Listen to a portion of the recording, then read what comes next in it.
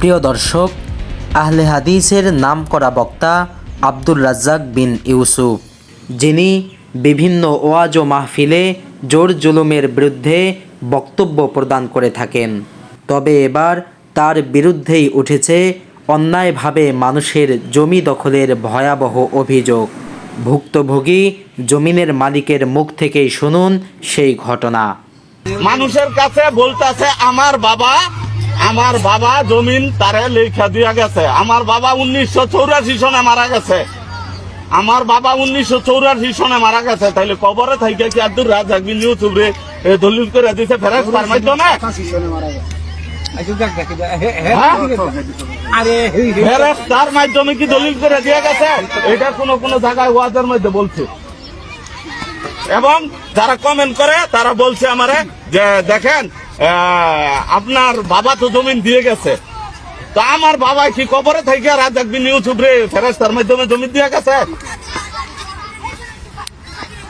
এইসব কেন করছে? মসজিদ মানুষকে এইভাবে করেন, মসজিদ বানাইবো, এটা আল্লাহর ঘর। আল্লাহর ঘর মানুষে কি করবো?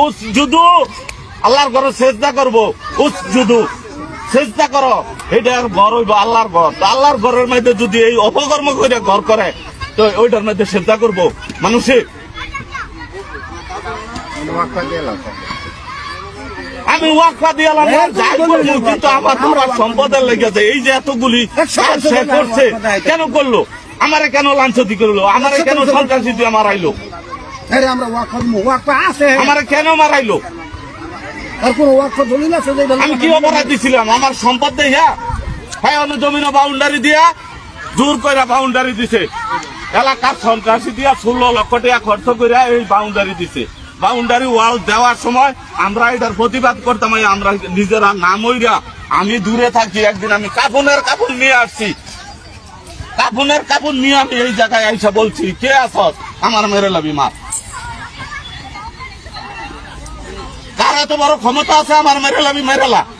আমি এখন কবরস্থ হয়ে যাবো, কিন্তু আমার বাবার সম্পদ আমি তারে দিব না। সে যতক্ষণ পর্যন্ত হ্যাঁ আলেমের জায়গাত না আসবে।